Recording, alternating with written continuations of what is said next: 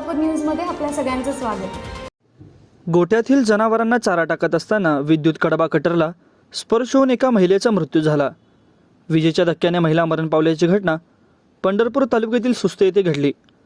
विठाबाई सत्यवान चव्हाण वय वर्ष 55 राहणार सुस्ते तालुका पंढरपूर असे मरण पावलेल्या महिलेचे नाव असून बुधवारी 12 जून 2024 रोजी सकाळी 9च्या दरम्यान ही घटना घडली। पोलिसांनी दिलेल्या माहितीनुसार विठाबाई या गोठ्यातील जनावरांना चारा टाकण्यासाठी गेल्या होत्या।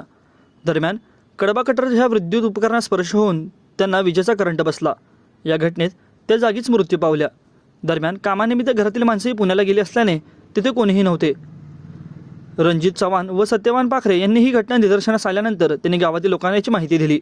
कडबा कटरला पावसामुळे करंट आला होता। त्या कटरला चिटकूनच विठाबाई सत्यवान चव्हाण यांचा मृत्यू झाल्याची नोंद पंढरपूर तालुका पोलीस ठाण्याच्या पिटू चव्हाण यांनी दिली आहे।